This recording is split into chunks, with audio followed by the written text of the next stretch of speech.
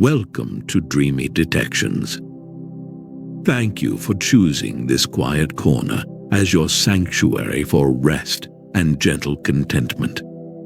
The story you are about to hear is designed to help you unwind, to let the day's thoughts soften and drift away, and to guide you toward a peaceful sleep. If you find comfort in our tale, a simple like, a subscription to the channel, or a kind comment is always deeply appreciated. Join us tonight in the timeless village of Havenwood, a place where peace can be found down every winding lane. We will step into the hushed and wondrous world of the Gilded Page bookshop and discover a peculiar brass compass that points the way to profound comfort. Let this world provide a soft place for your mind to land, a moment of stillness and respite, just for you. Chapter 1. A Sheltering Stacks. A Brass Discovery. Leo Vance arrived in the village of Havenwood as the afternoon sun was beginning to cast long, gentle shadows. The world he had left behind was one of timetables and relentless efficiency, a world that hummed with a constant, wearying urgency. Here, the only humming came from the bees drifting lazily between cottage gardens, and the only urgency was the slow, inevitable creep of ivy up an old stone wall. The air itself felt different, softer, and filled with the clean, green scent of moss and damp earth. With each step he took on the uneven, moss-kissed flagstones, Leo felt a layer of tension dissolve, like a coat he hadn't realized he was wearing. His wanderings led him to a shop front tucked between two cottages, its paint the color of faded cornflowers. A wooden sign, weathered by countless seasons, swung gently overhead, bearing the name The Gilded Page in elegant, looping script. It was a bookshop, and for Leo, a man whose life was dedicated to the gentle art of restoring old books, it felt like a silent invitation. He pushed open the heavy oak door, and a small brass bell announced his entry with a single muted chime that seemed to be immediately absorbed by the profound quiet within. The air inside was a comforting tapestry of scents, the rich, sweet perfume of aging paper, the earthy aroma of leather bindings, and the faint, clean smell of beeswax. Towering shelves laden with books of every shape and size formed narrow, winding aisles that promised quiet discovery. Soft light filtered through a large, dusty bay window, catching the countless motes of dust that danced in the still air, turning them into a slowly swirling galaxy of gold. It was more than a shop. It was a sanctuary, a library of quiet lives and slumbering stories. Leo felt his breathing deepen, sinking with the calm, steady pulse of the room. He ran his fingers gently along the spines of the books, feeling the different textures of cloth and leather, reading the faded titles with a quiet reverence. He wandered deeper into the labyrinth of shelves, finding a small alcove at the very back of the shop. Here, an old wooden desk was cluttered with the gentle paraphernalia of a life spent with books. Tucked to one side of the desk was a small tray-like box filled with an assortment of curiosities, a handful of old fountain pens, a magnifying glass with a tortoiseshell handle, a collection of mismatched keys, and, nestled in a bed of faded velvet, a small, heavy brass compass. Leo felt himself drawn to it. He picked it up, its weight solid and reassuring in his palm. The brass was worn smooth with time and handling, and the glass dome that covered the face was thick and slightly convex, magnifying the delicate needle within. There were no cardinal points marked on the compass face, only a simple, elegant starburst engraved at its center. The needle, a sliver of dark, magnetized metal, quivered gently as he held it, as if alive with a quiet energy. Holding this object for reasons he could not articulate brought him an immediate and inexplicable sense of profound peace. He took the compass to the front of the shop where the owner, a kind-faced elderly man with spectacles perched on his nose, was quietly reading a large volume. This was Mr. Abernathy, whose smile was as soft and gentle as the light in his shop. Leo placed the compass on the counter. "I was wondering about this," Leo said, his voice feeling loud in the stillness. Mr. Abernathy looked at the compass, and his smile widened with a fond recognition. "Ah, that old thing," he said, his voice a soft papery rustle. "It's been here for as long as I can remember, a finder of things. You may have it. Perhaps it will help you find what you are looking for." Leo felt a warmth spread through his chest at the simple, kind gesture. He accepted the compass, the cool, smooth metal a comforting presence in his hand. He left the shop feeling lighter than when he had arrived, as if he had shed some invisible burden among the silent, watchful books. As he walked back to the small cottage he had rented for his stay, the evening air was cool and smelled of wood smoke and damp leaves. The compass felt like a secret, a quiet promise of something peaceful he was yet to discover. That night, in the profound quiet of his cottage, he sat with the compass on the small table beside him. The village of Havenwood was completely silent, wrapped in a blanket of soft darkness and starlight. The relentless ticking of the clock that had governed his old life was gone, replaced by the gentle, rhythmic chirp of a cricket outside his window. He held the compass again, watching the needle quiver, feeling that strange, deep sense of peace settled over him once more, a quiet prelude to the most restful sleep he could remember. Chapter 2. The Armchair's Gentle Pull. Leo awoke the next morning to the soft, diffused light of a cloudy sky.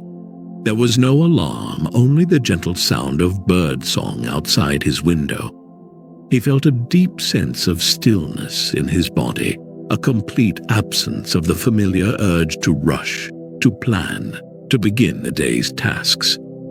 He made himself a simple cup of tea, the ritual slow and mindful.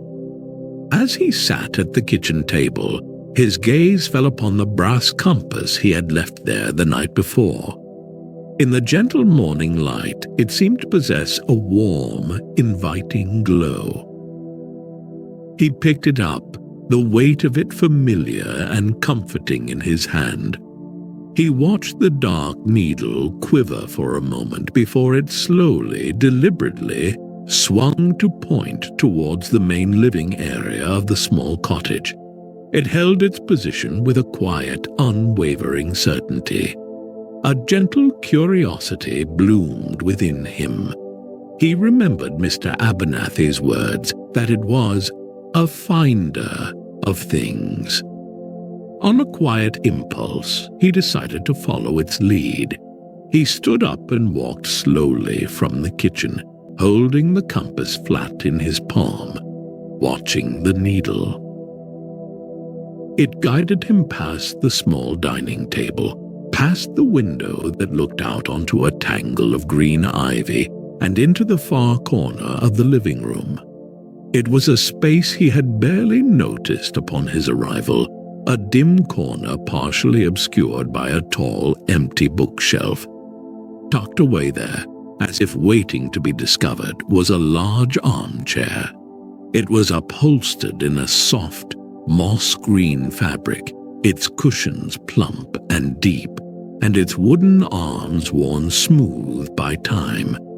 A thick, cream-colored woolen blanket was neatly folded and draped over its back. The compass needle in his hand pointed directly at the heart of the chair, its message clear and simple. Leo reached out and touched the soft fabric of the chair. It felt warm and inviting. He let his body sink into its depths, and a soft sigh of pure contentment escaped his lips. The armchair seemed to have been made just for him, the cushions rising to support him in all the right places. He pulled the woolen blanket from the back of the chair and draped it over his lap, its gentle weight a profoundly comforting sensation. It felt like a warm, safe embrace. A wave of deep, restorative comfort washed over him, so potent it felt as if every muscle in his body was releasing a tension it had held for years. He understood then. The compass had not pointed to a direction, but to a destination of pure comfort. It had found the coziest, most peaceful spot in the entire cottage. He closed his eyes, feeling the warmth from the blanket seep into him, feeling the solid, gentle support of the chair holding him. The quiet sounds of the cottage, the creak of the floorboards, the soft sigh of the wind outside, all seemed to weave together into a lullaby of peace. His breathing became slow and even, each exhalation a release of old worries, each inhalation a quiet acceptance of the present moment's simple perfection. He spent a long time in that chair, perhaps an hour, perhaps more. Time seemed to lose its sharp edges, stretching and softening into a gentle, flowing river. He did not think about his work, his schedules, or his responsibilities. His mind, usually a hive of activity, was blessedly still. He was simply present, held in a state of profound tranquility. It was a feeling of being completely and utterly at rest, a state he had sought for so long, but had forgotten how to find. The compass had shown him the way. When he finally stirred, the light outside had brightened. He felt as if he had just woken from a long and deeply healing sleep. He looked at the compass, which still sat on the small table beside the chair, its needle now spinning idly, its work for the moment complete. He felt a deep sense of gratitude for this strange, gentle object. It was more than a curiosity. It was a key to unlocking these hidden pockets of peace that lay waiting to be discovered, even in a small, simple room. That evening he returned to the armchair with a book he had borrowed from the Gilded Page. The hearth was cold, but he did not need a fire. The warmth came from the blanket, from the comfort of the chair, and from the deep sense of contentment that now filled him. The compass rested beside him, a silent, gleaming guardian of his newfound serenity. It knew where to go, and he was finally learning how to follow. Chapter 3. Whispers from the Village Green. After a few days of rediscovering the simple joys of stillness within his cottage, guided by the compass to the warmest patches of sunlight and the quietest corners for reading, Leo felt a gentle pull to explore the world outside. He wanted to see where the compass might lead him within the peaceful embrace of Havenwood itself. With the small, heavy object resting securely in his pocket, he stepped out into the crisp morning air. The village was quiet, the only sounds being the cheerful chirping of sparrows and the distant rhythmic clang of a blacksmith's hammer. He took the compass from his pocket and held it flat in his palm. The needle spun for a moment before settling, pointing down a narrow lane he had not yet walked. He followed its silent instruction, his footsteps soft on the damp cobblestones. The lane wound between charming cottages, their gardens overflowing with sleepy-looking flowers. The scent of sweet peas and baking bread hung in the air. The compass led him onward, its pull gentle but persistent, until the lane opened up into the village green. The green was a wide open space of lush grass, surrounded by a circle of ancient venerable oak trees. In the very center of the green stood one tree that was larger than all the others, its gnarled branches reaching out like protective arms. Beneath this great oak was a single solitary bench, carved from a dark weathered wood. The compass needle pointed directly to this bench, its purpose unwavering. Leo walked across the soft grass, the morning dew cool against his shoes, and approached the bench with a sense of quiet reverence. As he sat down, he noticed the wood was incredibly smooth, worn by years of sun, rain, and countless quiet visitors. The moment he settled, he perceived a subtle shift in the world's soundscape. The gentle rustle of the oak leaves above him seemed clearer, each leaf's movement a distinct, soft whisper. The distant bird song sounded more melodic, as if he were listening to a finely tuned orchestra.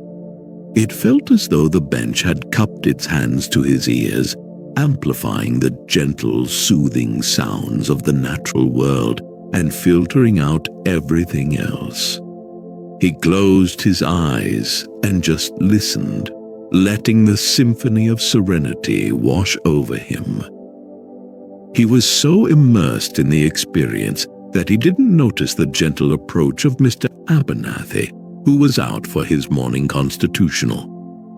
"This is the Whispering Bench," the old man said, his voice a soft addition to the morning's music. "It has a way of helping one to listen." Leo opened his eyes and smiled. "The compass led me here," he said, holding up the brass object. Mr. Abernathy nodded, a knowing light in his eyes. "I am not surprised. Havenwood has its own unique ways of offering comfort to those who are willing to listen. The village looks after people." They sat together in a comfortable silence for a while, sharing the peace of the Whispering Bench. Mr. Abernathy then told Leo about the lending library of tea outside the town hall, another of the village's small, quiet comforts.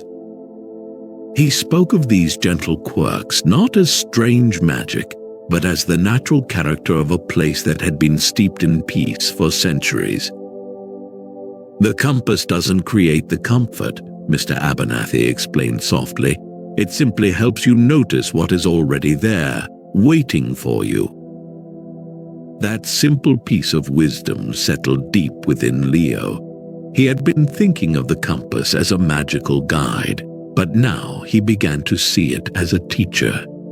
It was training his senses, helping him to become aware of the subtle energies and gentle invitations to rest that the world offered. It was teaching him a new language, the language of quietude and contentment. After Mr. Abernathy had continued on his walk, Leo remained on the bench, feeling the truth of the old man's words. He spent the rest of the day exploring Havenwood with his new understanding. The compass did not always point to a seat or a sheltered nook. Sometimes it pointed to a patch of moss on a wall, incredibly soft to the touch. Once it pointed to a small, clear stream at the edge of the village, the sound of its gentle gurgling a profoundly soothing melody. It was guiding him to moments of sensory peace, to small, perfect details he would have otherwise overlooked in his haste. He was learning to see the world not as a series of destinations, but as a continuous landscape of potential comfort. Chapter 4: The Still Point of a Peaceful Heart. In the quiet days that followed, Leo's relationship with the compass began to change. He still carried it with him, its weight a comforting presence in his pocket, but he found himself consulting it less and less. He had started to internalize its lessons. Walking through the village, he would feel a gentle pull towards a certain path or a quiet corner, a faint echo of the compass's clear direction. He was learning to trust his own senses, his own intuition, to find the places of peace that awaited him. He began to notice comfort in smaller, more subtle forms. He found it in the warmth of a sunbeam on his hands as he read by the window. He found it in the simple, repetitive motion of stirring honey into his tea. He discovered a deep contentment in watching a spider meticulously spin its web in the morning dew. These were not places he could be led to. They were moments of being, states of quiet appreciation that he could cultivate for himself anywhere. The compass had been the doorway, and now he was learning to walk the path on his own. One beautiful, clear afternoon, he followed the path to the small stream at the edge of the village, a place the compass had shown him days before. The water flowed over smooth, grey flagstones, creating a soft, continuous murmuring sound that quieted the mind. He sat on the grassy bank, feeling the warmth of the earth beneath him and the gentle breeze on his face. It was a place of perfect, simple tranquility. He felt no need to do anything or think about anything. He was simply there, a quiet part of a peaceful scene. He took out the compass, intending to see where else it might lead him from this spot. He held it flat in his palm and watched the dark needle. It quivered, spun slowly in a full circle, then another, as if searching. Leo watched with a gentle, patient curiosity. Finally, after a long moment, the needle slowed and came to a complete, unwavering stop.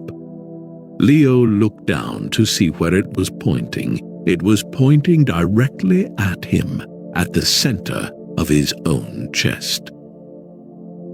A slow smile spread across his face. He understood completely. The journey was over, not because there were no more places to find, but because he had found the ultimate source of all comfort. It was not in a chair, or on a bench, or beside a stream. It was within him. The compass, his faithful, gentle guide, had led him on a circular journey right back to his own peaceful heart. It had taught him to recognize the feeling of serenity so that he could finally locate it within himself. He closed his eyes and took a deep, slow breath. He could feel it now, a quiet, steady warmth in his chest, a still point in a turning world. This was the place the compass had been leading him to all along. All the external places of comfort were simply reflections of this internal sanctuary. The gentle resolution of his quest was not an answer, but a quiet, profound realization. that filled him with a sense of immense, unshakable peace. He had come to Havenwood seeking a refuge, and he had found it inside himself. He stayed by the stream until the sun began to set, painting the sky in soft hues of rose and lavender. He did not need to follow the compass anymore, but he knew he would keep it always. It was a beautiful reminder, a token of his journey. It was a symbol of the profound truth that the comfort we seek is not a destination to be reached, but a state of being to be quietly, gently discovered.